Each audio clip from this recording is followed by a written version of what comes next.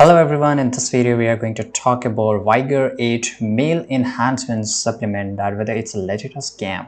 So based on the search result, it appeared that prolonged powder supplement is legitimate male enhancement product, right? But these are some concern and potential buyers should be aware of, which I will talk about this. So first of all, let's talk about the natural ingredients. So Vigor 8 is formulated with a blend of natural ingredients including tomcat, oli, and honey goat wheat, known for the potential to enhance libido and improve sexual performance.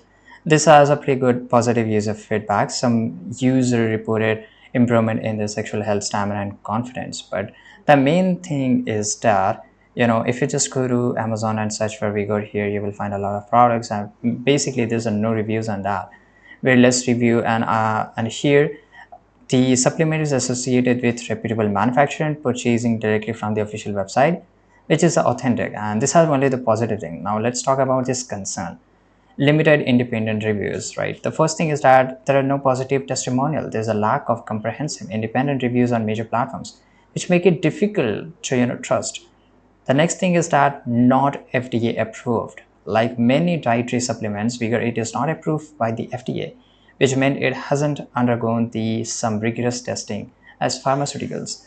The third thing is potential side effects. Although no major side effects are reported, individual reactions can vary. Some users may experience mild digestive issues or allergic reaction to certain ingredients. Marketing practices. Some reviews suggested, as you can see here on the screen, that the marketing tactics used may include exaggerated claims about the product effectiveness, which is common in the male enhancement supplementary industry. So it's completely up to you that whether you want to trust this product or not. So if you don't want to trust, that's fine. You can just go and research yourself. So this was the information I provided through the video. I hope you found this video very useful. Subscribe.